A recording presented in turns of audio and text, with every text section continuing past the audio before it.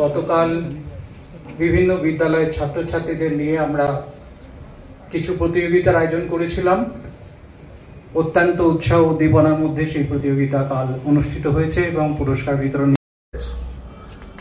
লাইব্রেরিতে গ্র্যান্ট পাওয়া যায় না, লাইব্রেরি বন্ধ হয়ে যাচ্ছে, বহু লাইব্রেরি আমাদের অনুরোধ করছে আপনার এই বইগুলো নিন, এরকম ঘটনা হচ্ছে আর কি। তো সুতরাং এটাও কিন্তু লিটল ম্যাগাজিনও কিন্তু কোনো সেইভাবে পৃষ্ঠপোষকতা ছাড়াও, যদিও অপ্রয়োজনীয় বহু জায়গায় বহু রকম পৃষ্ঠপোষকতা হচ্ছে, সরকারি পৃষ্ঠপোষকতা হচ্ছে, কিন্তু লিটল ম্যাগাজিনের কোনো পৃষ্ঠপোষকতা নেই।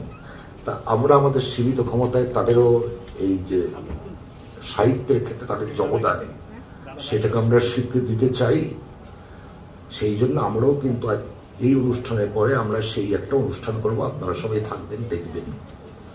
এইভাবে আমরা আমাদের রামমোহন লাইব্রেরির চিন্তাগুলোকে সুতোয় মানে গিট বাঁধছি, একজনের সঙ্গে এক একজন বিভিন্ন সংগঠন আমাদের সঙ্গে কাজ করতে গিয়ে আসছে, এবং আমরা আশা করব ভবিষ্যতেও আমাদের এই ধরনের কাজ, যেটা বাংলায় একটা সুস্থ সংস্কৃতি, একটা সুস্থ শিক্ষা ব্যবস্থা এবং একটা সুস্থ সময়, যেটা ছাত্র ছাত্রী, শিক্ষক শিক্ষিকা সবার ক্ষেত্রেই একটা সুদিনের দিন, সেই দিনটা দেখার অপেক্ষায় আমরা সবাই থাকছি। সুতরাং সেই আশা নিয়ে আপনাদের সবাইকে আমার ধন্যবাদ এবং কৃতজ্ঞতা জানিয়ে শেষ করলাম। নমস্কার। কথা উল্লেখ করে রাখি যে আজকের এই সভায় এখানে অনেকেই উপস্থিত আছেন যারা আমার শিক্ষক তুল্য, মাস্টারমশাইয়ের মতন। ফলে তাদের সামনে যে কয়েকটি কথা আমি এখন আপনাদের কাছে হাজির করব, সেগুলি বলা খুবই কঠিন, একটু ভয়েরও ব্যাপার বটে। কারণ মাস্টারমশাইদের সামনে কথা বলতে গেলে সকলেরই, যতই বয়স হোক না কেন মানুষের, খানিকটা দ্বিধাবোধ হয়। ফলে আমি তাদের কাছে বিশেষ করে আগাম মার্জনা চেয়ে রাখছি যে আমার অক্ষমতা তারা নিশ্চয়ই তাদের মহত্ব দিয়ে মার্জনা করে দেবেন। আমার বলার বিষয় বড়সড় নাম, এবং শুধু নামটা বড়সড় তাই নয়, এই বিষয়ের মধ্যে, নামের মধ্যে যে মূল কথাটা আছে সেটাও আকারে বেশ বড়। আকারে বড় মানে বলতে চাইছি দুটি অর্থে। এক, কাল পর্বটা বিরাট। রামমোহনের যে বই থেকে, যে বই এর প্রসঙ্গ উল্লেখ করে আমি আমার কথা শুরু করব, সেইখান থেকে শুরু করে প্রায় 130-40 বছর, 1805-এর একটি লেখা থেকে আমরা শুরু করব কথা। আর লেখায় শেষ যে উল্লেখ থাকবে যে বইয়ের, যে প্রসঙ্গের, সেই বই 1931-32 সালের লেখা। ফলে প্রায় 130 বছরের কাছাকাছি সময় পর্ব। ফলে কালের বিচারে অনেকখানি। শুধু কালের বিচার নয়, এমন তিনজন পণ্ডিত, এমন তিনজন মহামনীষী বলা যেতে পারে, তাদের কথা আমরা তুলব, যাদের প্রসঙ্গ কোনো এই 8 ঘন্টা 40 মিনিটের বক্তৃতায় একসঙ্গে হাজির করা এটা অসাধ্য, এটা কারোর পক্ষেই সম্ভব নয় পুরোপুরি। সেদিক থেকেও এটা একটা বিরাট ব্যক্ত ব্যাপার। আর তৃতীয়ত, যে বিষয় নিয়ে আমি এই তিনজন মহামনীষীর চিন্তা ভাবনার দু একটি সূত্র আজকে তুলে ধরার চেষ্টা করব, সেই বিষয়টি হচ্ছে বেদ। ফলে তারও আকার এবং ব্যাপ্তি বিরাট। ফলে সব দিক থেকেই সময় পরিসর, বেদ বিষয়ক আলোচনা এবং 3 আশ্চর্য পণ্ডিত, আশ্চর্য ভাবুক, চিন্তাবিদ, কর্মী, তাদের কথা একসঙ্গে ধরা এই স্বল্প পরিসরের মধ্যে এবং আমার স্বল্প ক্ষমতায় খুবই কঠিন একটা কাজ, প্রায় অসম্ভব। এই কথাগুলো মুখবন্ধ আমাকে আগে করে নিতে হবে, কারণ অনেকগুলি প্রসঙ্গ আপনারা শুনলেই বুঝতে পারবেন, হয়তো বলা উচিত ছিল, বলা দরকার, খুবই প্রসঙ্গ, মানে খুবই প্রাসঙ্গিক, কিন্তু তা সত্ত্বেও আমরা হয়তো বলে উঠতে পারবো না। বেদ নিয়ে কথা বলতে গেলে স্বাভাবিকভাবেই এই কথা উঠবে যে রামমোহনের আগেও বাংলায় বেদ সংক্রান্ত কথাবার্তা একাধজন ইতিউতি বলেছেন, উল্লেখ করেছেন, কিন্তু পরিকল্পিতভাবে পূর্ণাঙ্গ গ্রন্থের আকারে তর্ক বিতর্কের একটা সংস্থান হাতে রেখে একটা প্রতিপক্ষ নির্বাচন করে তার সঙ্গে যুক্তি পরম্পরা মেনে নিয়ে আলোচনা চালানো, এটি রামমোহনের আগে আমাদের বাংলা ভাষায় তেমন আর কোনো নজির নেই বেদ বিষয়ক আলোচনায় অন্তত পক্ষে। এবং আমি প্রথম যে বইটির কথা, লেখাটির কথা উল্লেখ করব, তাতে বেদের প্রসঙ্গ সরাসরি তেমন নেইও বটে। 1805 সালের, মোটের উপরে 1805 বলি মনে করা হয়, এই নিয়ে তর্ক বিতর্ক আছে, কেউ কেউ মনে করেন তার আরেকটু পরে, কিন্তু তবু আলোচনার সুবিধার্থে আমরা 1805 ধরেই আপাতত এগোচ্ছি।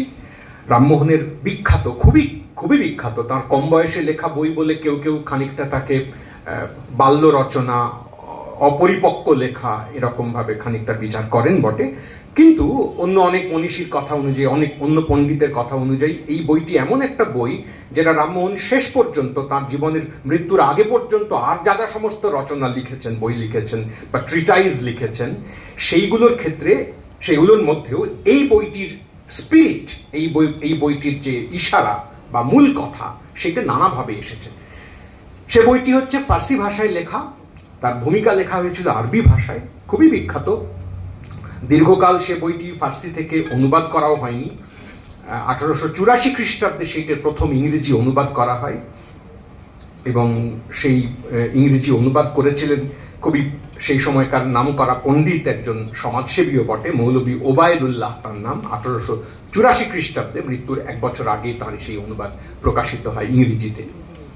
এবং তারও পরে বাংলায় অনুবাদ হতে এই বইয়ের আরো অনেক বছর পার হয়ে গেছে। 1949 খ্রিস্টাব্দের কাছাকাছি সময় জ্যোতিরিন্দ্রনাথ সাহা দাস, মাফ করবেন, তিনি এইটার একটা পূর্ণাঙ্গ অনুবাদ বাংলায় করেন, ইংরেজি থেকেই করেন। ফার্সি বইটিও তার সঙ্গে সামনে ছিল বটে, কিন্তু নিজে খুব ভালো ফার্সি তিনি জানতেন না বলে ইংরেজি থেকেই তাকে করতে হয়।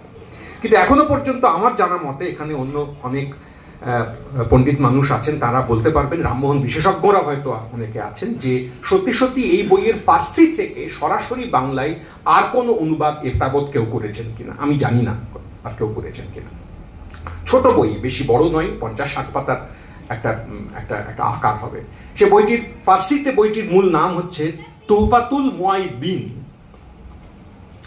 তুহফাতুল মুআইদ্দিন এই কথার বাংলা তাৎপর্য করলে, অর্থ করলে, সরাসরি অর্থ করলে দাঁড়াবে, তোহফা আপনারা জানেন, তোহফা এখন হিন্দিতেও ব্যবহৃত হয়। তোহফা কথা ফার্সি মূল শব্দ, তার আদত অর্থ হচ্ছে উপহার, গিফট। তো তোহফাতুল মুআইদ্দিন এই কথার বাংলা করলে মানে দাঁড়াবে যে একেশ্বরবাদী যারা, তাদের প্রতি উপহার।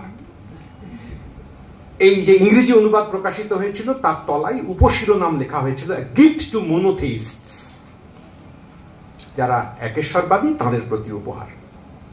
তো সেই বইতে আবারও আমরা মনে করতে চাইব, রামমোহন বেদ বা বেদান্তের কোনো প্রসঙ্গ সরাসরি আলাদা করে আলোচনা করেছেন এমন নয়।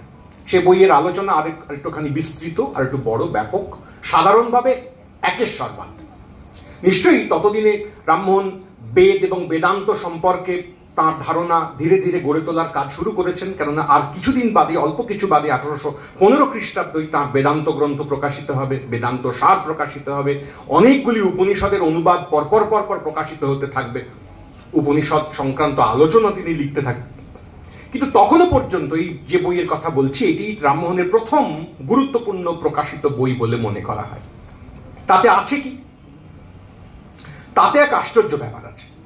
সাধারণভাবে অদ্বৈতের মৌলিক কথা, মূল কথা, যা অদ্বৈত তত্ত্বের, বেদের মূল যে ভিত, তার কথা প্রকাশ করতে গিয়ে আশ্চর্য হওয়ার মতনই রামমোহন অজস্রবার, একাধিকবার, অজস্র বলাটা ভুল হলো, 4-5 বার কোরআনের বাণী, আয়াত যাকে বলে আর কি, একেবারে সংখ্যা সমেত সে আয়াত উদ্ধৃত করেছেন। রামমোহন উদ্ধৃত করেছেন মহাকবি, ফার্সি ভাষার মহাকবি হাফেজ,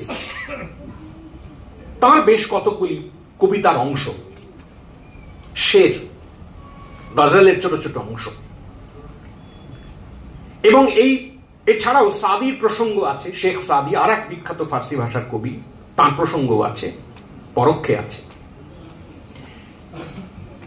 কোরআন এবং হাফিজের গজলের অংশ অকাতরে উদ্ধৃত করার মধ্যে দিয়ে আসলে রামমোহন প্রতিষ্ঠা করবার চেষ্টা করছেন এই গোটা বইয়ের মধ্যে যে একেশ্বরবাদীরা আসলে কি বলতে চান এবং কেন একেশ্বরবাদ শেষ পর্যন্ত গোটা পৃথিবীর কাছে, গোটা মানব সমাজের কাছে, সভ্যতার কাছে একটা অত্যন্ত তাৎপর্যপূর্ণ গুরুত্বপূর্ণ দিক নির্দেশক হতে পারে।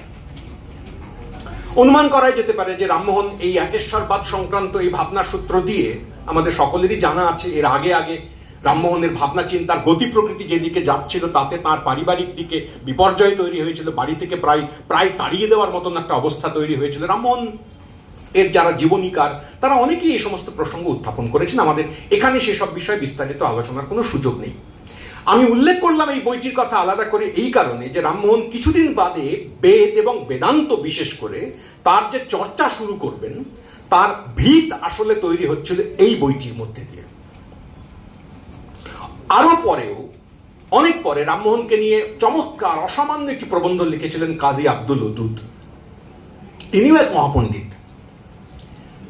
আব্দুল ওদুদ এই বইটি এবং অন্য আরো নানা লেখাতে রামমোহনের তাকে পাশাপাশি রেখে দেখাবার চেষ্টা করেছেন যে এই একেশ্বরবাদের প্রাথমিক ধারণা, প্রাথমিক প্রস্তাব এবং রামমোহনের লেখা কম বয়সে এবং মাঝ বয়সে একাধিক ব্রহ্মগান, ব্রহ্মসঙ্গীত এবং তার সঙ্গে কোরআনের একটা দুটো তিনটে আয়াত পাশাপাশি রেখে দেখাবার চেষ্টা করেছেন যে একেশ্বরবাদ সংক্রান্ত, অদ্বৈত তত্ত্ব সংক্রান্ত এক পরম সংক্রান্ত তার ধারণা, ব্রহ্ম সংক্রান্ত তার যে ধারণা যেখানে গিয়ে পৌঁছবে তার সূচনায় কিভাবে এই একেশ্বরবাদের এই মহাগ্রন্থ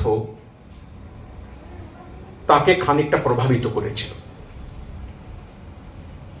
কিন্তু এই বই নিয়ে তো বিস্তারিত আলোচনার সুযোগ আজকে আমাদের নেই। আমরা শুধু উল্লেখ করতে চাইব এই যে রামমোহনের বেদ এবং বেদান্ত বিষয়ক চর্চা সূত্রপাত ঘটেছে বেদ এবং বেদান্ত বহির্ভূত অন্য একটা দুটো সূত্রকে সামনে রেখে। অনেক পরে আমরা দুজন মহাকবির কথা বলছিলাম, সাদি এবং হাফিজ, যারাও একেশ্বরবাদী এক অর্থে, তাদের পাশাপাশি আর এক মহাকবির কথা আমরা উল্লেখ করতে পারতাম, চাইছি, কিন্তু সূত্র নেই, সুযোগ নেই। তার নাম জালালউদ্দিন রুমি। রামমোহন রুমির প্রসঙ্গে খুব বিস্তারিত কথাবার্তা কিংবা তার কোন শ্লোক, কোন কথা, কোন মসনবীর কোন পংক্তি উদ্ধার করেছেন কোথাও, তার নমুনা তেমন নেই। রামমোহন কি রুমির একত্ব, রুমির তৌহিদ সংক্রান্ত ধারণা, রুমির একেশ্বরবাদ সংক্রান্ত ধারণা এবং তার বিখ্যাত, যাকে প্রায় আরেকটি ফার্সি ভাষার কোরআন বলে চিহ্নিত করা হয়, মসনবী, এতটা মর্যাদা দেওয়া হয় যে বইকে, মনোথেইস্টদের কাছে একটা পরম গ্রন্থ বলে যাকে মনে করা হয়, এত বড় ফার্সি পণ্ডিত রামমোহন, তিনি কি রুমি খুব একটা চর্চা করেননি, পড়েননি? তার প্রসঙ্গ কেন তার লেখার মধ্যে এভাবে কখনো সাদির মতন কিংবা হাফিজের মতন ঘুরে আসে না? কিশোরী মোহন সাঁতরার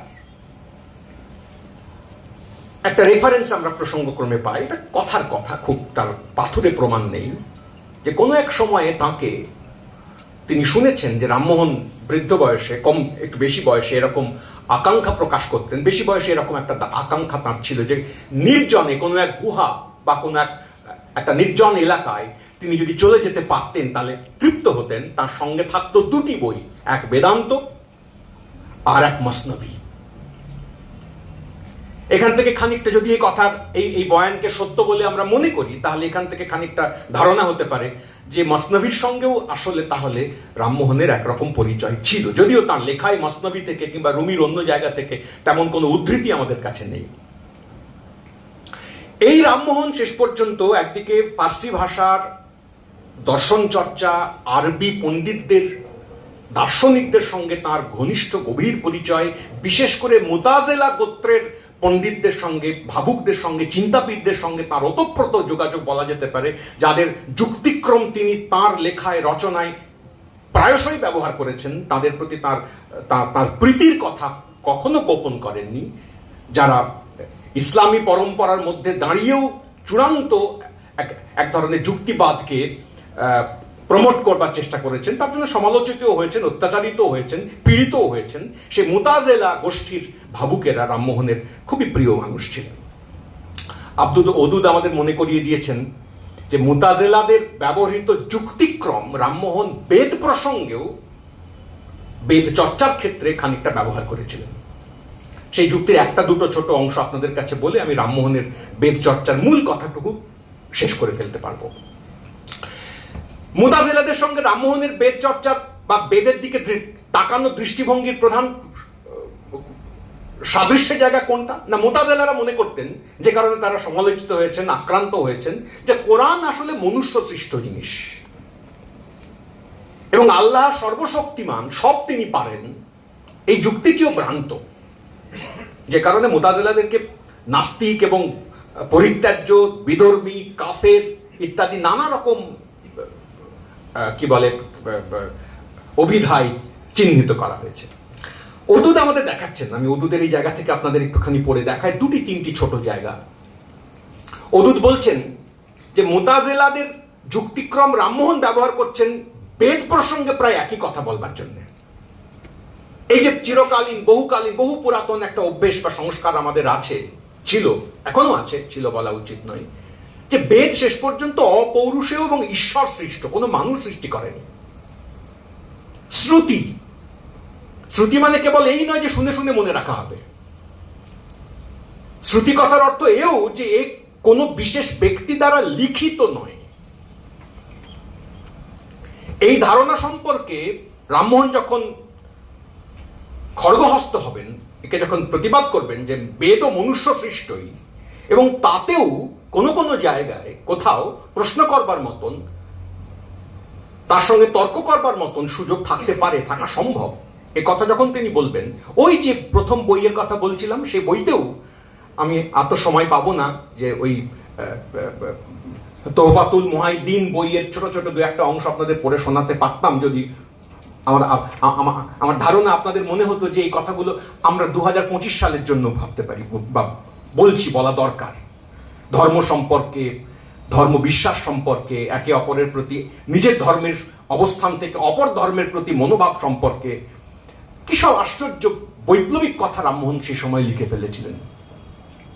যে কারণে রামমোহনকে আজও যে খুব মাথায় করে সবাই রাখতে চান, রাখতে চেষ্টা করেন বা রাখার সমর্থন করেন তাও নয়। অনেক সময় বিদ্যাসাগরের মতো তেমন তেমন পঠন যদি ঠিক ঠিক করে হয় রামমোহনের, বিদ্যাসাগর যেরকম একটা বড় অংশের শত্রু হয়ে উঠেছেন এখন সম্প্রতি, অতি সম্প্রতি, রামমোহনও সেরকম একটা অতি সম্প্রতি অন্য আরো বহু মানুষের শত্রু হয়ে উঠতে পারেন। তো মুতাজিলাদের যুক্তিক্রমের কথা ওদুদ উল্লেখ করছেন। রামমোহন ব্যবহার করেছেন যে যুক্তিক্রম বা যে ধারণা বেদ সম্পর্কেও কথা বলবার সময়, সেটা আমি আপনাদের দুটি ছোট জায়গা পড়ে শোনাই। অনেকগুলি আমি আপনাদের পড়ে শোনাবো আমার কথার মাঝে মাঝে। ওদুদ লিখছেন, ঈশ্বর সর্বশক্তিমান, কিন্তু তিনি নিজেকে ধ্বংস করতে পারেন না। এই সর্বশক্তিমান কথাটা বলবার সঙ্গে সঙ্গে এই কথাটা পাশে জুড়ে দেওয়ার অর্থ হচ্ছে, বুঝতেই পারা যাচ্ছে যে সর্বশক্তিমান এই বিশেষ প্রস্তাবনাটিকে আসলে নাকচ করা। ঈশ্বর সর্বশক্তিমান দাঁড়ি, কিন্তু তিনি নিজেকে ধ্বংস করতে পারেন না, তাহলে সর্বশক্তিমান নন। কিংবা আরো তার সমকক্ষ আর একজন ঈশ্বর সৃষ্টি করতে পারেন না, তাহলে যিনি এই দুটি বড় কাজ করতে পারেন না, তিনি কেমন করে সর্বশক্তিমান হবেন? যৌক্তিক এই ফাঁকটুকু মুতাজিলারা লক্ষ্য করেছিলেন বলে আক্রান্ত হয়েছিলেন। রামমোহনও এই যৌক্তিক অংশটুকুকে গ্রহণ করবার চেষ্টা করেছেন তার বেদ পাঠ সংক্রান্ত ধারণায়, সংক্রান্ত চর্চায়, যে বেদ শেষ পর্যন্ত মনুষ্য সৃষ্ট ব্যাপার। কোরআন যেরকম মনুষ্য সৃষ্ট ব্যাপারই বটে, আঘাত লাগতে পারে কারোর বিবেচনায়, ধাক্কায়, ধারণায়, কষ্ট পেতে পারেন, কিন্তু কাউকে আঘাত করবার জন্য এই কথা বলা হচ্ছে না, সাধারণ যুক্তি চর্চার জন্য এই কথা তোলা হচ্ছে মাত্র। ওদুদ লিখছেন, রামমোহন বলেছেন বেদ নশ্বর, মুতাজিলারা বলতেন কোরআন সৃষ্ট বস্তু, স্রষ্টার মতো চিরন্তন নয়। প্রধানত এই মতের জন্য মুতাজিলারা সর্বসাধারণে মুসলমানের বিরাগ ভাজন হন, কতকটা এই কারণেও রামমোহন তার সমকালে অনেক মানুষের কাছে বিরাট ভাজন হন। রামমোহন তার বেদান্ত গ্রন্থ, যেখানে তিনি বেদান্ত সম্পর্কে তার ধারণাগুলিকে এক জায়গায় জড়ো করছেন, তর্কের মতন করে এগোতে থাকছেন, নানা জায়গা থেকে সংগ্রহ করে নিয়ে এসে একটা ডিসকোর্স বানাচ্ছেন, শঙ্করের প্রতি গভীর শ্রদ্ধাবান, শঙ্কর ভাষ্যের প্রতি শ্রদ্ধা রেখেও শঙ্কর ভাষ্যকে সব জায়গায় অনুসরণ করছেন না, সেই রকম জায়গায় রামমোহন তাঁর ওই বেদান্ত গ্রন্থের একেবারে গোড়ায় তথাকথিত ভূমিকায় 4টে গুরুত্বপূর্ণ কথা তুলেছেন এবং সেগুলোকে খণ্ডন করতে করতে গেছেন মূল আলোচনায় ঢুকবার আগে। কি কি সেই 4টে কথা? সাধারণে প্রচলিত মতামত তাকে খণ্ডন করতে করতে এগোচ্ছেন। আমি খণ্ডনের বিস্তারিত বিবরণ দিচ্ছি না, 4টে কথা শুধু বলছি। যাহাকে ব্রহ্ম জগৎ কথা কহ, তিহ বাক্য মনের অগোচর, সুতরাং তাহার উপাসনা অসম্ভব হয়। একদল বলেন, যারা ব্রহ্ম বিষয়ে ধারণায় আপত্তি করেন, যারা সাকার উপাসনায় নিমজ্জিত আছেন, তারা ব্রহ্ম বিষয়ক চর্চা উঠলে এই কথা তোলেন। এক, রামমোহন তার খণ্ডন করছেন এই যুক্তি, আমি সেদিকে যাচ্ছি না। 2, পিতা পিতামহ এবং সবর্গেরা যে মতকে অবলম্বন করিয়াছেন, তাহার অন্যথাকরণ অতি অযোগ্য হয়। বাপ্পিতে মোর কথা, 14 পুরুষ যে কথা বলে এসেছেন তা কি আমরা অমান্য করতে পারি? রামমোহন তারপর খণ্ডন করছেন এ কথা কেন ভুল। এই যে খণ্ডন করছেন, আপনারা চমৎকৃত হবেন, ঠিক এই খণ্ডন করার যুক্তি যা পিতা পিতামহ পূর্বপুরুষেরা যা বলে গেছেন, আমার ধর্মের গুণী পণ্ডিত ব্যক্তিরা যা স্বীকার করে গেছেন, প্রচার করে গেছেন, তা কি ভুল হতে পারে? তা ভুল হতে পারে। এ কথা ব্যাখ্যা করার সময় যে যুক্তিক্রম রামমোহন ব্যবহার করছেন, সেই যুক্তিক্রম রামমোহন ওই তুফাতুল মুহাউদ্দিন বইয়ের মধ্যে ব্যবহার করেছিলেন 1805-এর। একই যুক্তিক্রম। 3, ব্রহ্ম উপাসনা করিলে মনুষ্যের লৌকিক ভদ্রাভদ্র জ্ঞান এবং দুর্গন্ধ সুগন্ধি আর অগ্নি ও জলের পৃথক জ্ঞান থাকে না। ব্রহ্ম উপাসনা করলে ভদ্র অভদ্র জ্ঞান চলে যায়, আগুন আর জলে তফাৎ করতে পারে না সে। অতএব সুতরাং ঈশ্বরের উপাসনা গৃহস্থ লোকের কি রূপে হইতে পারে? সাধারণ ঘরোয়া লোক কি করে ব্রহ্ম উপাসনা করতে পারে? এই উপাসনা করলে শেষ পর্যন্ত লোকের সব উচিত অনুচিত বোধই চলে যায়, ভদ্র অভদ্র বোধ চলে যায়। অতএব সাকার উপাসনা কর্তব্য। এই 4টে যুক্তির কথা, বক্তব্যের কথা, প্রতিপক্ষের কথা উল্লেখ করে রামমোহন বেদান্ত গ্রন্থের বিস্তারিত আলোচনায় ঢুকবেন, ব্রহ্ম কি তার ব্যাখ্যা দেবেন, তার মতো করে সংগৃহীত নানান সূত্র থেকে নানান প্রসঙ্গ তার ব্যাখ্যা বিশ্লেষণ করতে করতে এগোবেন এবং শেষ পর্যন্ত যাবেন ওই একেশ্বরবাদের ধারণাতে। ব্রহ্মের বিশিষ্ট বিশ্লেষণ, তার বিশেষ বিশ্লেষণ তিনি তা হাজির করবেন। বেদান্ত সারে তারই সংক্ষিপ্ত কথা লিখবেন। আজকের সময়কার বাংলায় সাধারণ পাঠক, সাধারণ শিক্ষার্থী সেই লেখা পড়তে গেলে খানিকটা হোঁচট খাবেন, ঠক্কর খাবেন। সবসময় পরিচিত, আমাদের এখনকার পরিচিত বাংলা তা ঠেকবে না, একটু এদিক ওদিক হবে।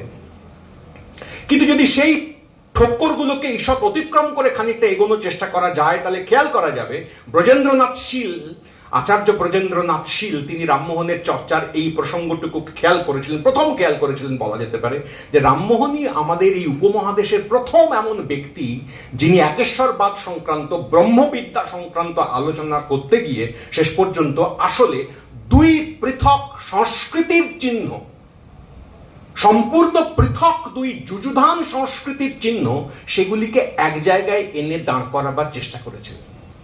এই কৃতিত্ব রামমোহনের প্রাপ্য। অনেক কাল আগে সেই চেষ্টা আরো কেউ কেউ করেছিলেন তার মতো করে, কিন্তু আধুনিক কাল পর্বে আমি দারাশিকোর কথা আলাদা করে উল্লেখ করছি একটুখানি, এক বাক্যের মাত্র, যেখানে দারাশিকো একরকম করে কোরআন এবং উপনিষদ এই দুটিকে কাছাকাছি এনে একটা একেশ্বরবাদী চিন্তায় সাদৃশ্য কোথায় কোথায় আছে তা দেখবার চেষ্টা করেছিলেন, তার মতো করে করেছিলেন। তাতে অনেক ত্রুটি ছিল।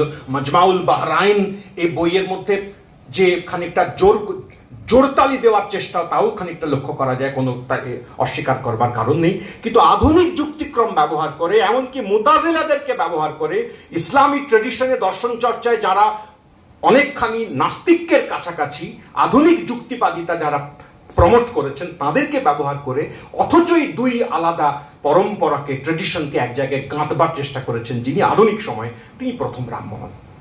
কোরআন এবং উপনিষদ এই দুহাতে দুই প্রসঙ্গকে অকাতরে যিনি উদ্ধৃত করতে করতে গেছেন।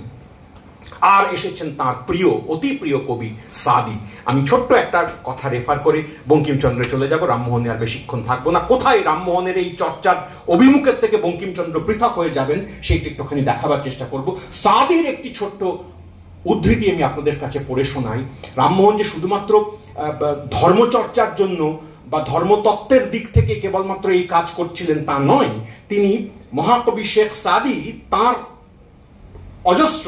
অনেকগুলি, অজস্র কথাটা বারবার বলে ফেলছি, ঠিক অজস্র অর্থে নয়, অনেকগুলি, এই অর্থে অনেকগুলি উদ্ধৃতি ব্যবহার করেছেন তার, কখনো চিঠিপত্রে, কখনো অন্যান্য ইংরেজি ট্রিটাইজে, কখনো বাংলা লেখায়। সবচেয়ে জরুরি যে লেখাটির কথা আমি উল্লেখ করব আপনাদের কাছে, সাদির যে বিখ্যাত উদ্ধৃতি তিনি খুবই প্রিয় তাঁর ছিল, ব্যবহারও করেছেন নানা সূত্রে, সেটা আজকের 2025 সালে ভারতবর্ষের রাষ্ট্রনেতাদের জন্য খুবই প্রাসঙ্গিক হতে পারে। সাদি এমনিতে রুমি বা হাফিজের মতো ঠিক প্রেমের কবি তো তেমন ছিলেন না, বরং নৈতিকতার কবি ছিলেন বলা যেতে পারে। তাঁর কাজ, চিন্তা অনেকখানি মানব সমাজ, সভ্যতা, মানুষের ডিউটি, টাস্ক, সত্য, জ্ঞান, এইসব সংক্রান্ত বিষয়ে চলেছে বেশি। প্রেমের প্রসঙ্গ আছে, অপেক্ষাকৃত কম। তো সাদির যে লেখাটি, যে অংশটি খুব রামমোহনের খুবই প্রিয় একটা ছিল, সেটা হচ্ছে এরকম। এটা ইস্ট ইন্ডিয়া কোম্পানির কাছে লেখা এক চিঠিতে রামমোহন এই পংক্তিগুলি উদ্ধৃত করেছিলেন, সাদির এই কয়েকটি পংক্তি। আমাদের খুবই ইচ্ছা হবে যে আমাদের দেশের প্রশাসকদের কাছে বা গোটা পৃথিবীর প্রশাসকদের কাছে, পীড়ক প্রশাসক যারা, তাদের কাছে সাদির এই কথার প্রাসঙ্গিকতা আজও অক্ষুণ্ণ আছে। প্রজাদের সঙ্গে প্রীতিবদ্ধ হও ও এইভাবে তোমার শত্রুদের যুদ্ধ সম্বন্ধে নিশ্চিন্ত হও। শত্রুদের সঙ্গে যুদ্ধ সম্পর্কে প্রজাদের সঙ্গে প্রীতিবদ্ধ হও। কেন না, পরের লাইনটাই, তৃতীয় লাইনটাই আসল। তার কারণ হচ্ছে, কেননা ন্যায়পরায়ণ নরপতির সৈন্য হচ্ছে তার প্রজা। রাজার আসল সৈন্য হচ্ছে তার প্রজা। যদি সে প্রজা রাজার সঙ্গে প্রীতিবদ্ধ থাকে তাহলে, অতএব প্রশাসকের প্রথম কাজ, আদত কাজ, প্রজার সঙ্গে প্রীতিবদ্ধ হওয়া, তাকে শত্রু না ঠাওরানো, তাকে পীড়ন না করা, তাকে ওপারে না ঠেলা, তাকে অপর না করে তোলা, তাকে প্রান্তে না পৌঁছে দেওয়া, তাকে সবসময় সার্ভেলেন্সের মধ্যে না রাখা। সাদির কবিতার তর্জমা এই পর্যন্ত এসে পৌঁছতে পারে। তো এই হলো রামমোহন, যিনি আসলে শুধু সাকার উপাসনার যে পরম্পরা চলছিল তার বিরুদ্ধতা করবার জন্যে, তাকে নাকচ করবার জন্যে, একটা নিরাকার ব্রহ্মের উপাসনায় আদত ভারতবর্ষের উপাসনার পদ্ধতি, এটাকে প্রতিষ্ঠা করবার জন্য বলছেন তা নয়। আমাদের খেয়াল পড়বে যে বেদান্ত গ্রন্থই এই কথা লিখছেন একেবারে গোড়ার দিকে, ভূমিকার দিকে রামমোহন, যে আমাদের এই কথা আমরা প্রথমবার বলছি তা নয়। আমাদের এই দেশে দাদুপন্থীরা ছিলেন, আমাদের এই দেশে নানক ছিলেন, আমাদের এই দেশে আরো অন্য পরম্পরা ছিল, যারা বেদের এই নিরাকার উপাসনার পদ্ধতি তার মতো করে ব্যাখ্যা করেছেন, বিশ্লেষণ করেছেন। আমি প্রথমবার বলছি তা নয়। এ সম্পূর্ণ বাইরে থেকে টেনে আনা ব্যাপার তাও নয়। শেষ পর্যন্ত জ্ঞানের কথা, প্রীতির কথা, মানব সমাজের সামগ্রিক মুক্তির কথা, গোটা ব্যবস্থাকে, সিস্টেম অ্যাজ এ হোল, মানবতন্ত্র, তার মুক্তির জন্য প্রাসঙ্গিক প্রয়োজনীয় কথা। এইটা তাঁর আদত উদ্দেশ্য ছিল। বেদ এবং বেদান্ত সম্পর্কেও তাঁর এই ব্যাখ্যার পিছনে এই ধরনের এক ব্যাপক গণতন্ত্র সংক্রান্ত, অধিকার সংক্রান্ত, মানুষের শুভ সংক্রান্ত আকাঙ্ক্ষা, সেইটি সবচেয়ে জরুরি হয়ে দাঁড়িয়েছিল। কথা বলেননি। বেদ তার খুব প্রিয় টেক্সট ছিল, উপনিষদ তার খুব পছন্দের জায়গা ছিল, এমন নয়। রামমোহনের সঙ্গে যদি পাশাপাশি বঙ্কিমচন্দ্রকে রাখি, তাহলে বঙ্কিমচন্দ্র বরং উল্টো দিকের উল্টো মার্গের একজন পথিক বলে মনে করা যেতে পারে। তার কাছে অনেক বেশি প্রাসঙ্গিক পুরাণ, পুরাণে নবব্যাখ্যা, পুরাণের নতুন বিশ্লেষণ, পৌরাণিক চরিত্র কৃষ্ণকে সামনে রেখে তিনি কৃষ্ণ চরিত্র লিখবেন, তাকেই সামনে রেখে ধর্মতত্ত্ব প্রতিষ্ঠা করবেন এবং নানা উপন্যাসে এবং নানা প্রবন্ধে শেষ পর্যন্ত একটি পৌরাণিক ঐতিহাসিক, একসঙ্গে জুড়ে বললাম হাইফেনেটেড, একটি পৌরাণিক ঐতিহাসিক ডিসকোর্স তৈরি করার চেষ্টা করবেন। এইটি বঙ্কিমচন্দ্রের সবচেয়ে বড় কৃতিত্ব বলা যেতে পারে, কন্ট্রিবিউশন বলা যেতে পারে, যে ভারতবর্ষের ইতিহাস চর্চার ক্ষেত্রে পুরাণকে ইনক্লুড করা, পুরাণকে ব্যবহার করে সেই ইতিহাস চর্চার একটা নতুন রূপ দেওয়া এবং তাকে সাহিত্যের আঙিনা পর্যন্ত টেনে নিয়ে আসা। এই কাজে বঙ্কিমচন্দ্র, তার তেমন কোনো উল্লেখযোগ্য পূর্বসূরি নেই, তার উত্তরসূরি যারা তারা কেউই তার সমকক্ষ নন। তো এহেন বঙ্কিমচন্দ্র বেদ বিষয়ে যার খুব বিরাট উচ্ছ্বসিত কথাবার্তা প্রচুর পরিমাণে পাওয়া যাবে তা নয়, অন্ততপক্ষে তার জীবনকালে প্রকাশিত বইপত্রগুলোর মধ্যে। কিন্তু মৃত্যুর অল্প কিছু আগে প্রচার পত্রিকায় প্রথম 2 বছর, প্রচার পত্রিকা যখন প্রথম প্রকাশিত হলো, বঙ্কিমচন্দ্রেরই বলা যেতে পারে পেছন থেকে তার পরিচালকের মতন ভূমিকা পালন করেছেন। সেই প্রচার পত্রিকা 1884-85 খ্রিস্টাব্দে, ততদিনে আনন্দমঠ লেখা হয়ে গেছে, হেস্টি সাহেবের সঙ্গে বিতর্ক ইত্যাদি তৈরি হয়ে গেছে, তার অবসানও হয়েছে, একরকম করে হিন্দু ধর্ম সম্পর্কিত একটা পক্ষ অবলম্বন করার কাজ বঙ্কিম সেরে ফেলেছেন। দেবী চৌধুরানীর পর্ব ফুরোচ্ছে প্রায়, কিছুদিন বাদে সীতারাম আর রাজসিংহ লিখবেন, রাজসিংহ ঢেলে সাজাবেন, সীতারাম শেষ উপন্যাস তাঁর জীবনের লিখবেন। এর আগে আগে প্রচার এবং নবজীবন এই 2 পত্রিকাতে বঙ্কিমচন্দ্র 2 নৌকা একসঙ্গে বাইছিলেন বলা যেতে পারে, 2 অনুসারীকে সামনে রেখে। সেই পত্রিকায় ধারাবাহিকভাবে কতগুলি প্রবন্ধ বঙ্কিমচন্দ্র ছাপেন, যেগুলো তার প্রবন্ধ সংকলনের মধ্যে জায়গা পায়নি। তার মৃত্যুর অনেক পরে সেই প্রবন্ধগুলোকে একত্রে নিয়ে একটা বই প্রকাশের বন্দোবস্ত হয়। সজনীকান্ত দাস, তিনি অ্যাকচুয়ালি এই বইয়ের কথা প্রথম বলেন 1345 সনে, বাংলা সনে, বঙ্কিমচন্দ্রের জন্মদিনের উৎসবে এই বইটির প্রসঙ্গ তিনি তোলেন। এই লেখাগুলোকে একযোগে এক জায়গায় জড়ো করে বইটির নামও তিনি দেন। সে বইয়ের নাম হচ্ছে দেবতত্ত্ব ও হিন্দু ধর্ম। এই দেবতত্ত্ব ও হিন্দু ধর্ম নামক বইয়ের মধ্যে বঙ্কিমচন্দ্র বেদ বিষয়ে বিস্তারিত আলোচনা করেছেন। আসলে আবার বলছি, ঠিক বই আকারে বঙ্কিমের পরিকল্পনা ছিল না, ছিল কতগুলো খুচরো প্রবন্ধ। মৃত্যুর পরে বই প্রকাশিত হয়েছে, বঙ্কিম সে বইটি লেখেননি, এই বইটি বঙ্কিমচন্দ্র লেখেননি, বই প্রকাশ হয়েছে পরে। আবার বলছি, বারবার বলছি, কিন্তু এই লেখাগুলো একসঙ্গে জুড়ে তিনি বই করতে চেয়েছিলেন, তার নাম তিনি দেননি। কৃষ্ণ চরিত্র বইয়ের যে বিজ্ঞাপন, সেই বিজ্ঞাপনে এই বইয়ের সম্ভাবনার কথা পাওয়া যাবে। সেই বইয়ের একটি চ্যাপ্টার, একটি প্রবন্ধ হচ্ছে বেদ। অন্য অনেক প্রবন্ধে বেদের কথা আছে, কিন্তু একটি গোটা প্রবন্ধের নাম হচ্ছে বেদ। সেই বেদে বঙ্কিমচন্দ্র কি করেন, চমকপ্রদ। বঙ্কিমচন্দ্রের বেদ ব্যাখ্যার হদিশ যদি এই প্রবন্ধগুলোর বা এই দেবতত্ত্ব হিন্দু ধর্ম এই লেখার এই প্রবন্ধে খুব কম চর্চা হয়। বঙ্কিমচন্দ্রের অন্যান্য বইপত্র যা চর্চা হয় তার তুলনায় এটার চর্চা হয়ই না বললে চলে। খুব কম লোকই, দায়ে না পড়লে নেহাত হয়তো যারা বঙ্কিম রচনা বলি তত খুলে দেখেন না, তারা এই লেখা পড়েও দেখেন না। আমি পণ্ডিত গবেষকদের কথা বাদ দিচ্ছি, সাধারণ লোকের কথা বলছি। যদি পড়ে দেখতেন বা দেখেন, তাহলে অনেক সময় তারা যে বঙ্কিমচন্দ্রের জন্য সাধের আসন পেতে রাখেন, সে আসনেও ছিদ্র হয়ে যেতে পারে। কারণ বঙ্কিমচন্দ্র এই বইয়ের মধ্যে রামমোহনের পথ অনুসরণ করে নয়, মুতাজিলাদের যুক্তি অনুসরণ করে নয়, তার মতো করে এই বই তো বঙ্কিমচন্দ্র বেদ বিষয়ে প্রায় একই কথা বলবেন। ওই মৌলিক কথাগুলিকে রামমোহনের মতন যুক্তিতে আবার বলছি নয়, কিন্তু রামমোহনের যুক্তি থেকে সরে এসেও বলবেন এই 2টি মত আছে, বেদ কে লিখেছিলেন।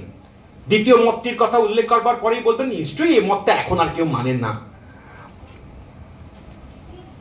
বঙ্কিমচন্দ্র বিস্মিত হতেন যখন বঙ্কিম এই লেখা লিখছেন 1884 খ্রিস্টাব্দে। তখন যত লোক মানত, এখন তার থেকে কম লোক মানে এমনটা নয়, সংখ্যা একই আছে প্রায়।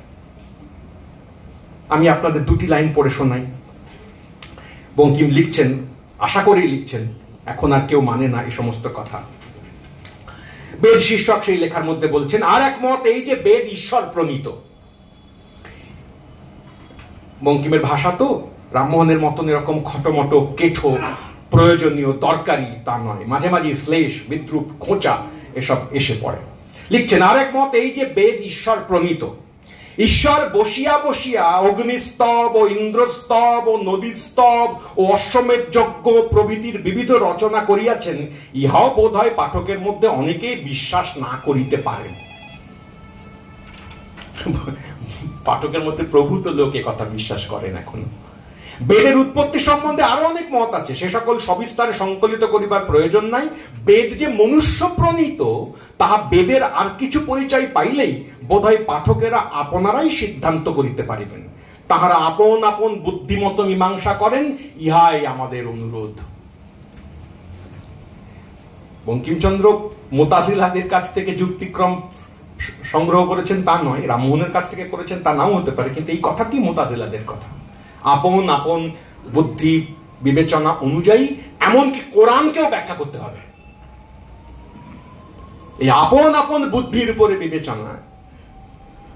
সুবীর বাবু তাঁর বক্তৃতায় বলার সময় যে রেনেসাঁসের কথা বলছিলেন, শব্দটা নিয়ে অনেকের আপত্তি আছে। বাংলা বিদ্যার চর্চা জগতে রেনেসাঁস শব্দটা সকলের তত পছন্দ নয়, তার কিছু যুক্তিও আছে, আমি সেগুলোকে সব ফেলে দিচ্ছি তা নয়।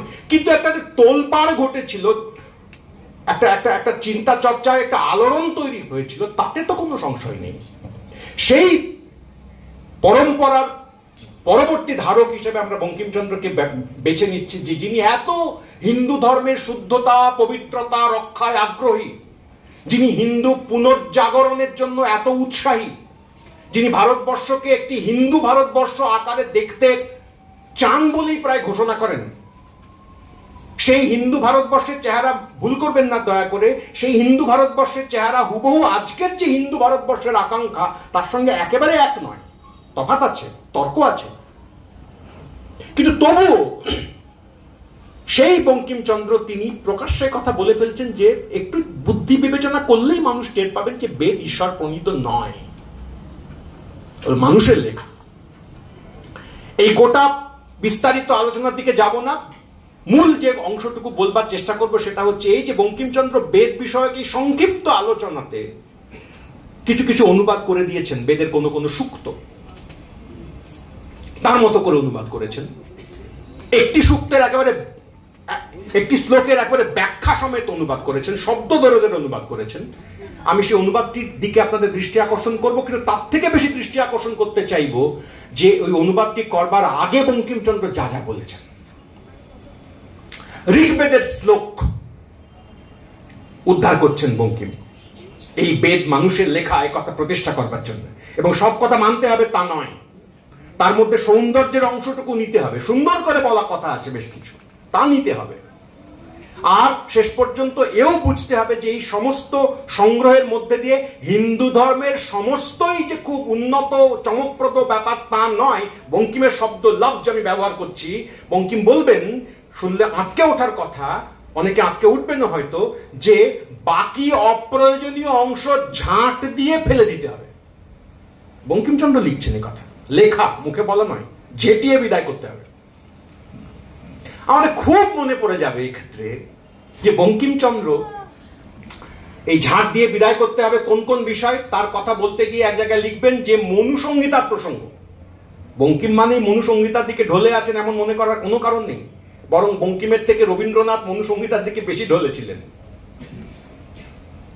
চমক লাগার কথা, রবীন্দ্রনাথ মনুসংহিতার পংক্তি এবং প্রসঙ্গ এত উদ্ধার করেছেন, একটা প্রসঙ্গ তো উনি অন্ততপক্ষে 5-7 বার উল্লেখ কোট করেছেন। জীবনের শেষ লেখাতেও মনুসংহিতা দিয়েই রবীন্দ্রনাথের লেখা শেষ হয়। অধর্মে নৈধাতে তাবত্তাতে ভদ্রাণী পশ্যতি ইত্যাদি। একবার নয়, বারবার ওই এই পংক্তি কোট করেন রবীন্দ্রনাথ, তার অনুবাদও করেছেন নিজে। বঙ্কিমচন্দ্র কিন্তু মনুসংহিতাকে সমালোচনা করে বলেন, আপনারা রিলেট করতে পারবেন আমার ধারণা এই কথাটা বলা মাত্র, কেন মনুসংহিতার প্রসঙ্গ আপত্তি করবেন বঙ্কিম? বলবেন যে বই আমাকে শেখায় যে যুদ্ধ করার সময়, মেলান একটুখানি, যুদ্ধ করার সময় শত্রুকে নিধন করবার জন্য নদীর জলে বিষ মিশিয়ে দাও, সে বই আমি ফলো করতে পারবো না। বিষ মিশিয়ে দেওয়ার জায়গায় কেউ কেউ বন্ধ করে দেওয়ার কথা বলছেন, এইটুকু তফাৎ। পারলে বিষই মিশিয়ে দিতেন। কিন্তু বঙ্কিমচন্দ্র ওই কথাটি, এই বাক্যটি লিখছেন, অনুসংগীতা পরিত্যাজ্য, কারণ ওই বইটা বলেছে শত্রু নিধনে বিষ মেশাও জলে। সেই বঙ্কিমচন্দ্র বলবেন যে বেদ মানুষের লেখা, ঋষির লেখা। শুধু মানুষের লেখা, ঋষির লেখা তাই নয়, বেদের কাঠামো ব্যাখ্যা করবেন, বেদের সূত্রের কাঠামো ব্যাখ্যা করছেন শ্লোকের। এবং একেবারে আধুনিক কতগুলো ইংরেজি পাঠ প্রসূত, ইংরেজি কবিতা পাঠের পরম্পরা থেকে অভিজ্ঞতা নিয়ে বেদের কাছে যাচ্ছেন বঙ্কিমচন্দ্র। বলছেন একটি ঋক উদ্ধার করি প্রথমে। ঋক উদ্ধার করার আগে খেয়াল করতে হবে প্রতিটি ঋকের আগেই একটা করে হেডিং আছে। এই হেডিং শব্দটা লিখছেন বঙ্কিম, শিরোনাম টিরোনাম লিখছেন না, হেডিং। একটি হেডিং আছে, হেডিংটি আগে উদ্ধৃত করি। মূল ঋকে যাওয়ার আগে হেডিং উদ্ধৃত করছেন। ঋষির বিশ্বামিত্র পুত্র মধু ছন্দা অগ্নির দেবতা, গায়ত্রী ছন্দ ব্রহ্মযজ্ঞান্তে বিনিয়োগ অগ্নিষ্টমে চ। এই গোটাটা হেডিং। তাতে বঙ্কিমের বিশ্লেষণ হচ্ছে এই সিম্পল, ন্যায্য। শুনলেই আপনি বুঝবেন যে এর চেয়ে ন্যায্য বিশ্লেষণ আর হতে পারে না। বলছেন এই যে হেডিং নামক পদার্থটি আছে, এটা আধুনিক কবিতারই মতন ব্যাপার। শুধু আধুনিক কবিতায় আমরা দুটো ব্যাপার রাখি না, দুটো ব্যাপার রাখি, চারটে কথা আছে এর মধ্যে। এই গোটাটার মধ্যে বলা আছে এই কবিতার, যেটা বলতে যাচ্ছি এখন, তার বিষয় কি, কাকে নিয়ে লেখা, 2 কে লিখছেন, 3 এর ছন্দ কি, 4 এর প্রয়োজনীয়তা কোথায়। এই চারটে বিষয় হচ্ছে এই ঋকের হেডিং এর বিষয়, হেডিং এর কথা। এর মধ্যে আধুনিক কবিতার ক্ষেত্রে কেবল আমরা ছন্দ বলে দিই না, এই কবিতাটা এই ছন্দে লেখা, আর এই কবিতা পড়ে আপনার কি লাভ হবে তা বলে দিই না, দরকার কি তা বলি না। কিন্তু ঋক এই কথাগুলো বলে দিত। অর্থাৎ ঋকের গোড়াতে যে হেডিং তথাকথিত, তাতে আছে আসলে ওর কথা অনুযায়ী, বঙ্কিমের ভাষ্য অনুযায়ী, কবিতার বিষয়, যা কিনা দেবতা বলে উনি চিহ্নিত করেন। 2 কবিতার রচয়িতা, কবি হিসেবে তিনি চিহ্নিত করবেন। 3 ছন্দের নাম, গায়ত্রী ছন্দ এখানে। আর 4 এর প্রয়োজনটা কি, কি কাজে লাগে। আমি ওর পুরো অংশটা পড়ছি না, শেষ করছি এইটুকু বলে, এই অংশটুকু কোট করে। অতএব ইংরেজিতে বুঝাইতে হইলে বুঝাইব যে ঋষি হচ্ছেন অথর, দেবতা সাবজেক্ট, ছন্দ মিটার, বিনিয়োগ ইউজ। এই চারটে বিষয় হচ্ছে যে কোনো ঋকের মন্ত্র, তার গোড়ার কথা। কম্প্যারিজন কি, যেমন ডি প্রফান্ডিস হচ্ছেন দেবতা, আলফ্রেড টেনিসন হচ্ছেন ঋষি। এই কথার মধ্যে আসলে বঙ্কিম বলতে চাইলেন যে বেদের যারা ঋষি তারাই আসলে কবি। এই ঘুরপথে তিনি প্রমাণ করবার চেষ্টা করছেন বেদ মনুষ্য সৃষ্ট। সমস্ত বেদ যে যে ঋষি নামাঙ্কিত, সেই সেই ঋষি নামক ব্যক্তি অথরের মতন, লেখকের মতন, টেনিসনের মতন একটা করে কবিতা লিখেছেন। কখনো সেই কবিতার নাম টেনিসনের ক্ষেত্রে ডি প্রফান্ডিস, শেলির ক্ষেত্রে স্কাইলার্ক, ওয়ার্ডসওয়ার্থের ক্ষেত্রে টিন্টার ন্যাবি, সলিটারি রিপার, রবীন্দ্রনাথের ক্ষেত্রে অহল্যার প্রতীক, ঋকের ক্ষেত্রে ইন্দ্র। ফলে দেবতার নাম আসলে কবিতার বিষয় ব্যতিরেকে অন্য কিছু নয়, ওইদিকে লাফালাফি করার কিছু নেই। তফাৎ হচ্ছে এই ছন্দের কথা আমরা আর বলি না, আর প্রয়োজনের কথা আমরা আর বলি না। এই প্রাথমিক কথা শেষ করার পরে এবার উনি একটা ঋক উদ্ধৃত করছেন, তার ব্যাখ্যা করছেন। অগ্নি মিলে পুরোহিতং যজ্ঞস্য দেবম মৃত্যুজম হোতারং রত্নধাতম। শব্দ ধরে ধরে, প্রত্যেকটা শব্দ ধরে ধরে তার ব্যাখ্যা বিশ্লেষণ করতে করতে যাবেন বঙ্কিম। বেদ ব্যাখ্যা হচ্ছে, করতে গিয়ে বলছেন সব কথা বুঝলাম, আসল কথা একটা লাইন, অগ্নি ইলে, অগ্নি ইলে, অগ্নিকে প্রণাম করি, অগ্নিকে স্তব করি, এইটুকুই কথা। আর বাকি সব যে শব্দগুলো আছে সব হচ্ছে অগ্নির বিশেষণ, সব অগ্নির বিশেষণ। তার গুণ বর্ণনা করা হচ্ছে। তিনি কি করেন, কি দেন, কেমন করে থাকেন, কি তার কাজ, তিনি পুরোহিত, তিনি ঋত্বিক, এইসব। এই গোটা বিশ্লেষণের পরম্পরায় বঙ্কিমচন্দ্র যেখানে আসলে দাঁড় করান বেদের যে ওই অলৌকিকত্ব, বেদের যে সাধারণ মানুষের এখতিয়ার বহির্ভূত অবস্থান, বেদের যে রহস্যময়ত্ব, তাকে একেবারে ঘুচিয়ে দেন। ঘুচিয়ে দিয়ে বলেন যে কোনো লোকই বেদ পড়তে পারে এসে। যেমন ওইখানে রামমোহন বলবার চেষ্টা করছিলেন বেদে সকলেরই অধিকার রয়েছে, সকলেই পড়তে পারেন।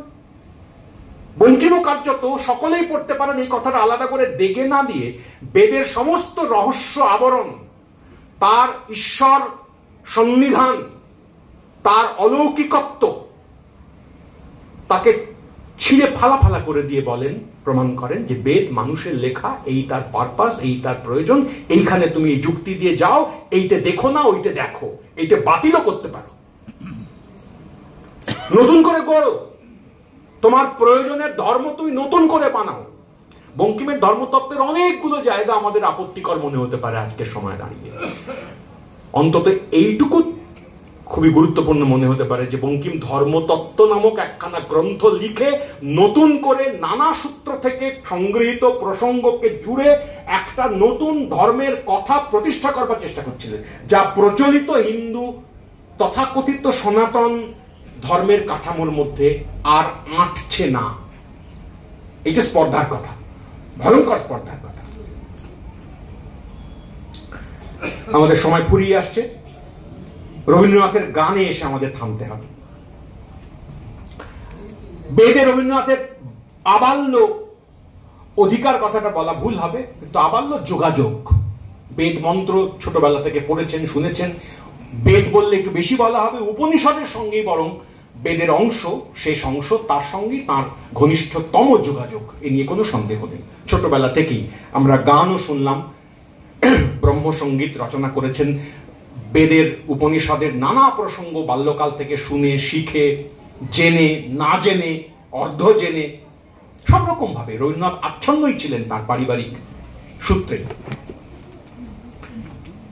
রামমোহনের বন্ধু দেবেন্দ্রনাথ, তাঁর যে আত্মজীবনী যদি আমরা উল্টে পাল্টে পড়ি, তাহলে রামমোহনের ধারায় যে দেবেন্দ্রনাথের মধ্যে প্রবাহিত হচ্ছিল সেটা খুব চমৎকার করে টের পাবো।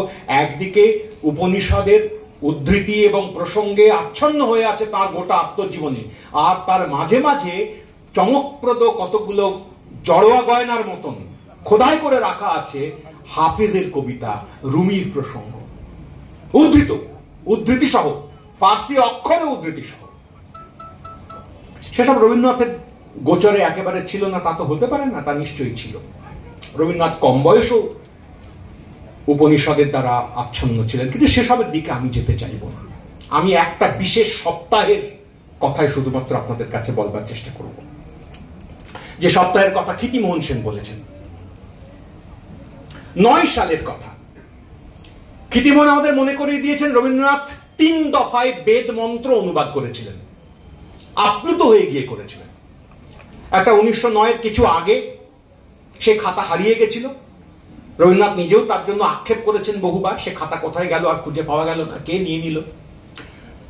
1910 সালে ক্ষিতিমোহনেরই অনুরোধে আরেকবার রবীন্দ্রনাথ বেদের কতগুলো সূক্ত, বিশেষ করে অথর্ব বেদ এবং অন্য আরো কোনো বেদ, তার বেশ কিছু সূক্ত তিনি তর্জমা করেছেন কবিতার আকারে।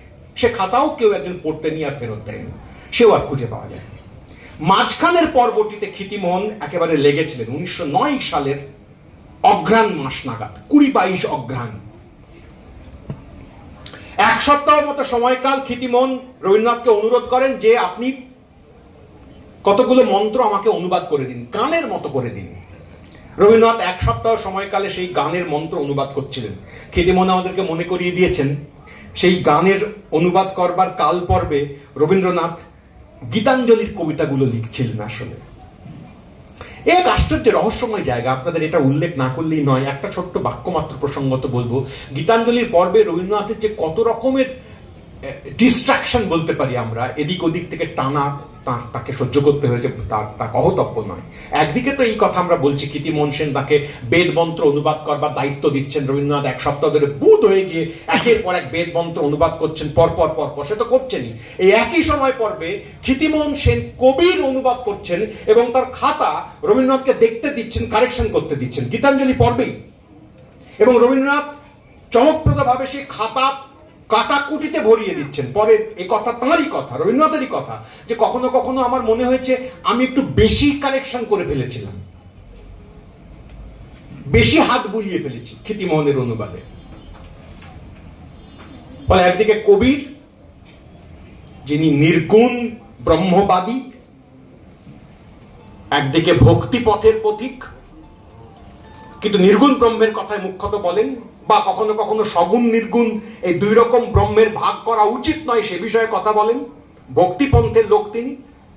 আর একদিকে বেদের মন্ত্র অনুবাদ করছেন রবীন্দ্রনাথ কীর্তিমোহনের ধাক্কায়, আর গীতাঞ্জলির গান লেখা হয়ে চলেছে। গীতাঞ্জলির গানেও কোন কোন সূত্র থেকে যে নানা প্রসঙ্গ এসে মিশেছে তার খবর দেখতে গেলে সে এক বিচিত্র ব্যাপার। কীর্তিমোহন আমাদেরকে মনে করিয়ে দিয়েছেন, এই যে অঘ্রাণ মাসের জবে এই গান লেখার কাজ শুরু করছেন রবীন্দ্রনাথ, এই অনুবাদ করবার কাজ শুরু করছেন রবীন্দ্রনাথ, তার ঠিক আগে আগে কোন গান রবীন্দ্রনাথ লিখছিলেন অঘ্রাণ মাসের 20 তারিখে, ঠিক এই অনুবাদ করার আগে আগে যে গানটির কথা কীর্তিমোহনেরই মনে করিয়ে দেওয়া। আমি আপনাদের কাছে সেই গানটা 3 লাইন পড়ে শোনাই, আর অনুবাদ শেষ যখন হবে বেদমন্ত্রের, তারপর যে গান রবীন্দ্রনাথ লিখবেন সেইটা আপনাদেরকে উল্লেখ করে শোনাবো। আলোয় আলোকময় করে হে এলে আলোর আলো, আমার নয়ন হতে আধার মিলালো মিলালো, সকল আকাশ সকল ধরা আনন্দে হাসিতে ভরা, যেদিক পানে নয়ন মেলি ভালো সবই ভালো। এই গান 20 অগ্রহায়ণের। কীর্তিমোহন জানাচ্ছেন যে তারপরেই রবীন্দ্রনাথের কাছে ওই অনুবাদের প্রস্তাব নিয়ে তিনি যান এবং রবীন্দ্রনাথ বুঁদ হয়ে অনুবাদ করতে থাকেন। গীতাঞ্জলির যে খাতাতে লেখা চলছিল তারই 27 নম্বর পৃষ্ঠায় প্রথম অনুবাদটি করেন এই বেদ মন্ত্রের। 1909 সাল মানে খেয়াল করতে হবে রবীন্দ্রনাথের ততদিনে বেশ কয়েক দশক অতিক্রম করে এসেছেন। তার আগে অনেক ব্রহ্মসঙ্গীত লিখে এসেছেন। ব্রাহ্ম সমাজে সম্পাদকত্ব বেশ কয়েক বছর হলো, অনেক বছর হলো পার করেছেন। 25 বছর বয়স থেকে সম্পাদক হয়ে গেছেন। এই সমস্ত পূর্ব অভিজ্ঞতা রসদ করে নিয়ে রবীন্দ্রনাথ বেদমন্ত্র অনুবাদে হাত দিচ্ছেন। এ রামমোহনের ঘরানার নয়, এ বঙ্কিমচন্দ্রের ঘরানার নয়, এ একেবারে শুষে নেওয়া, একেবারে নিজের করে নেওয়া।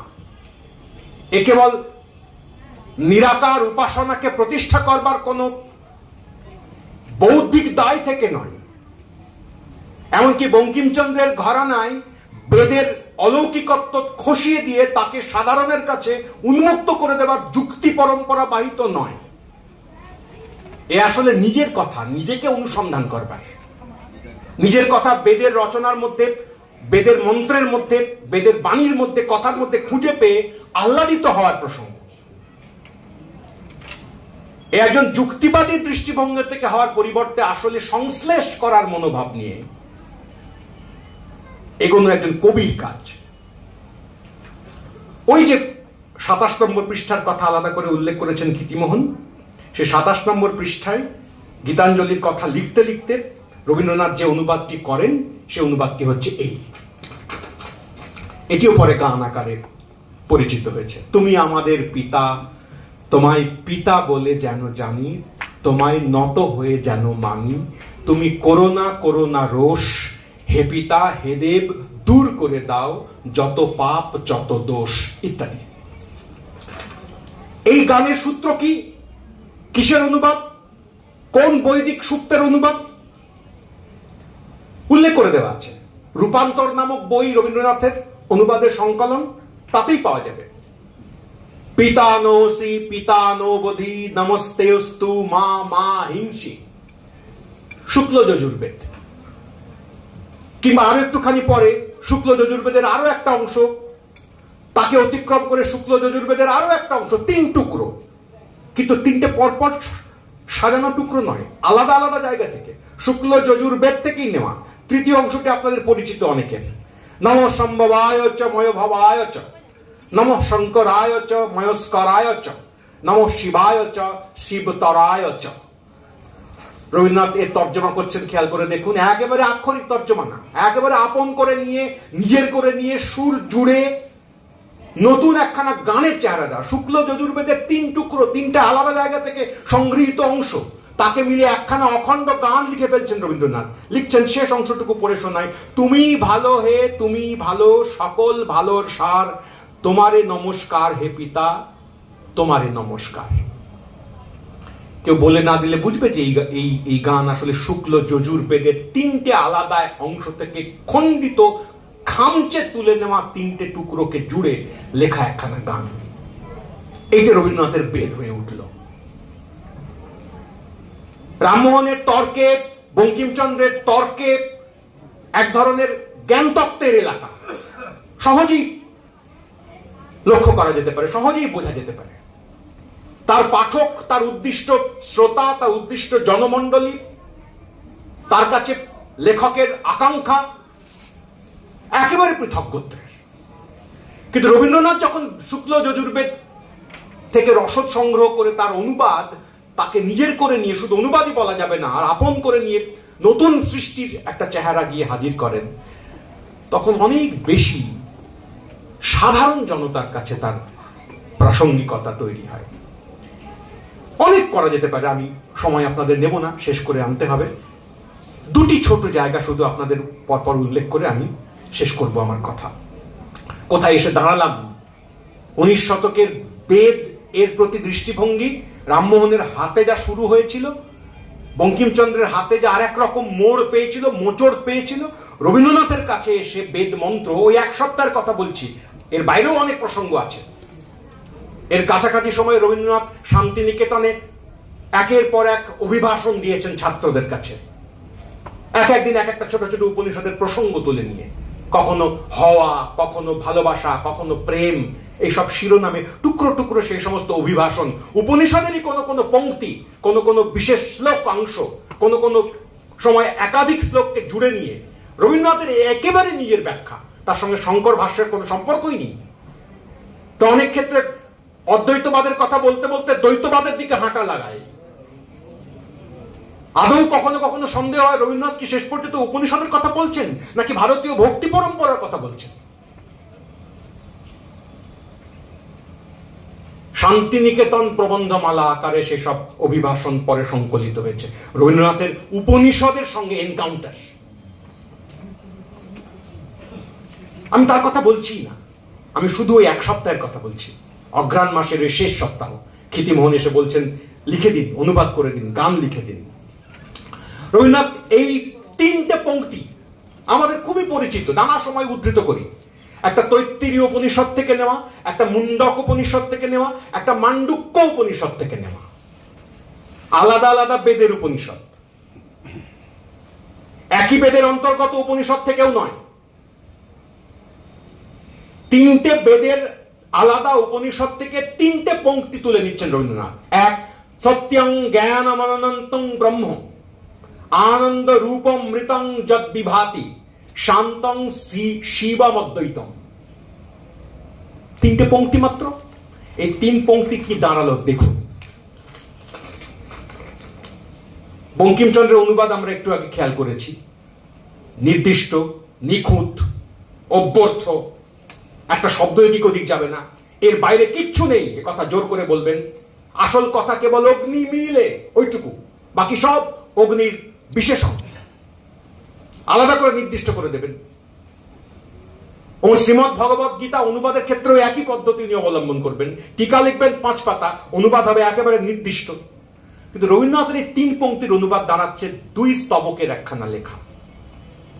সত্য রূপেতে আছেন সকল ঠাঁই, জ্ঞান রূপে তাঁর কিছু অগোচর নাই, দেশে কালে তিনি অন্তহীন অগম্য, তিনি ব্রহ্ম, তিনি পরম ব্রহ্ম।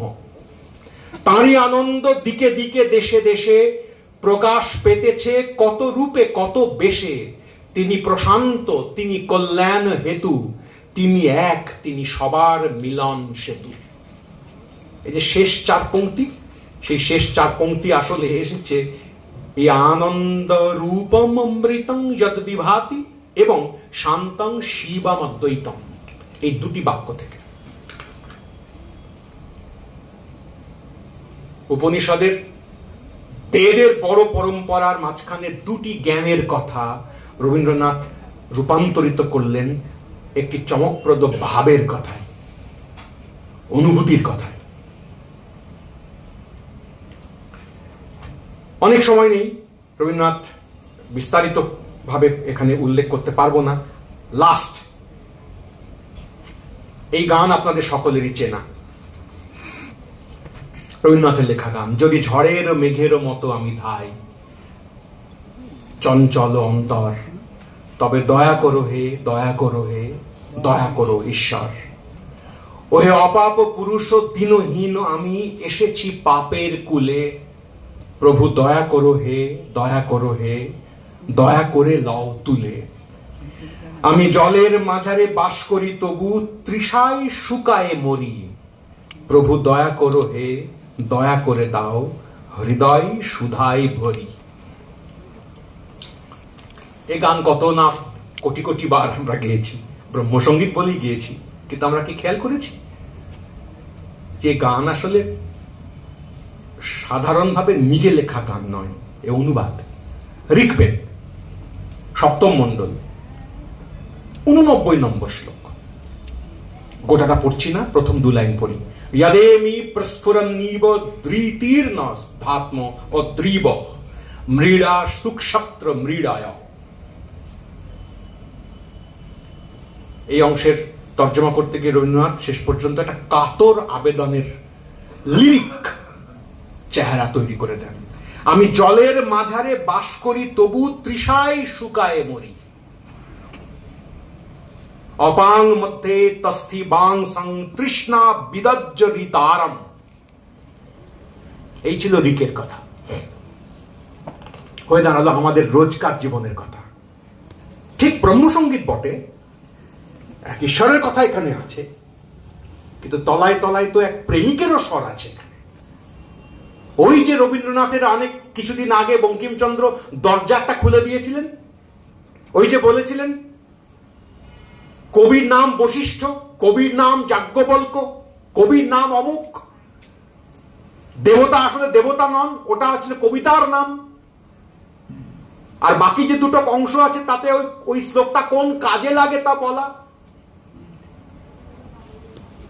এই যে ডিভাইন নেচার অফ বেদিক লিটারেচার, সেটা যে একটা হিউম্যান কোয়ালিটি পেতে পারলো বঙ্কিমচন্দ্রের মধ্যস্থতাতেই পারলো।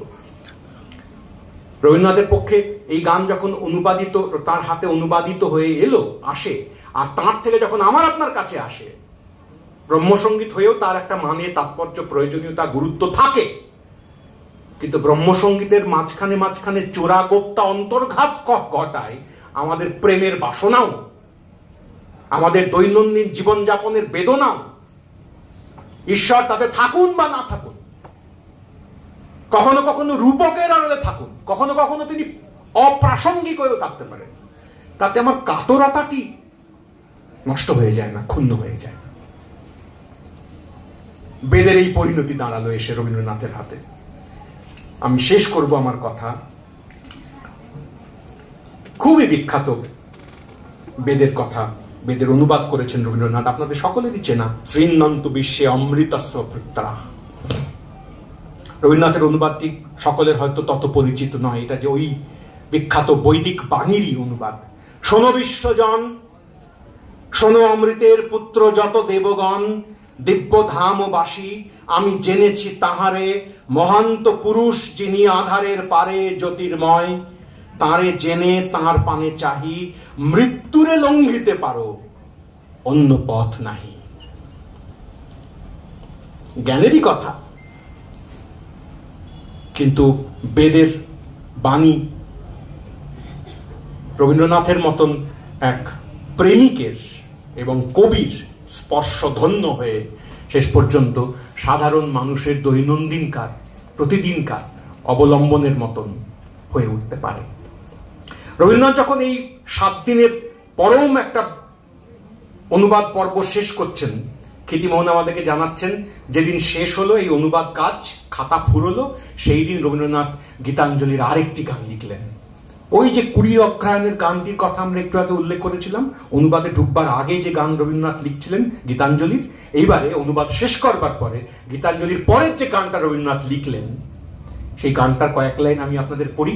তার মধ্যে বেদ, উপনিষদ, বঙ্কিমচন্দ্র, রামমোহন, পরম্পরা এবং তাদের সবাইকে ছাপিয়ে রবীন্দ্রনাথের নিজের আকুলতা একসঙ্গে উপস্থিত।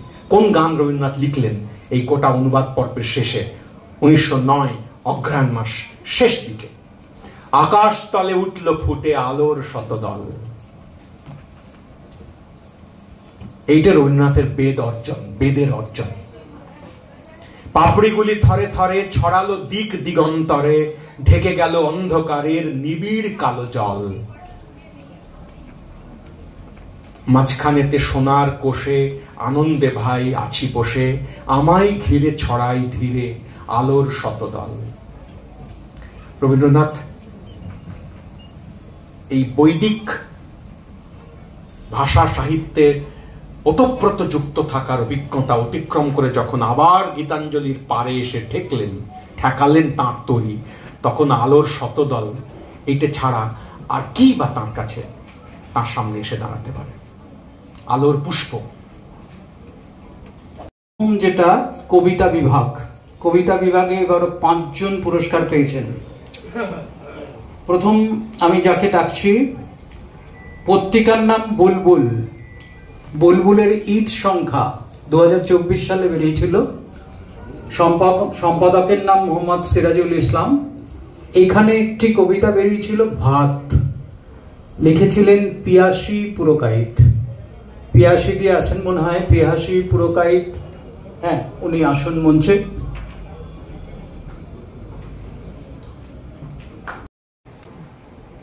এবারে পত্রিকার নাম এবং জলঘড়ি, 6ষ্ঠ বছর 3রা আগস্ট থেকে নভেম্বর 2024 পত্রিকা। নির্বাচিত কবিতার নাম হচ্ছে পিছু টান, লেখক সৈয়দ কৌসার জামাল।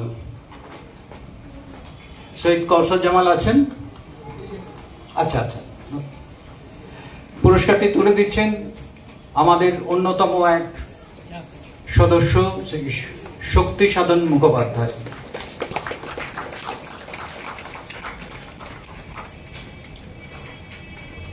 ধন্যবাদ। পরের পত্রিকাটি হচ্ছে শারদীয়া বিবৃতি সাহিত্য 1431। এখানে একটি কবিতা লিখেছিলেন উৎপলেন্দু পাল। কবিতার নাম ধৃতরাষ্ট্রতন্ত্র।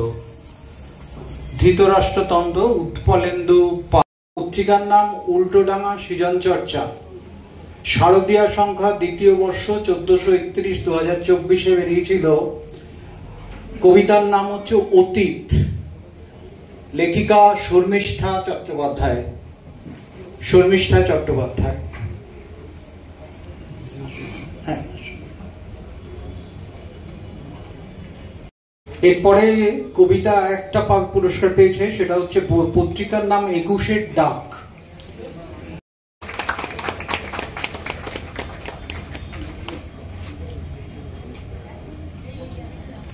কবিতার আমরা এই 5টা পুরস্কার এবারে আমরা চলে যাচ্ছি ছোট গল্প।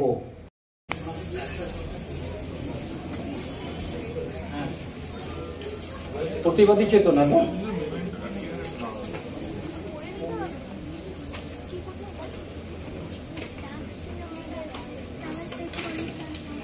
অজয় পত্রিকার এবার 50 বছর হয়েছে, সেই জন্য প্রবন্ধ বিভাগে আমরা 5 জনকে পুরস্কৃত করব। পত্রিকার নাম ডুমরি, 3য় সংখ্যা, এপ্রিল 2024। নির্বাচিত প্রবন্ধের নাম জঙ্গলমহলের লোকবাদ্য, লেখক শ্রী অভিজিৎ কুণ্ডু। এটা ঝাড়গ্রাম থেকে প্রকাশিত হয় এই পত্রিকাটি। ওরা এসছেন লেখক অভিজিৎ কুন্ডু, ওনার প্রবন্ধের নাম জঙ্গল মহলের লোকবাদ। প্রোগ্রাম তো হচ্ছে, প্রাইজ নিয়ে নিয়েছে, প্রোগ্রাম হচ্ছে, আমি জানি না আদেও আছে না দিদি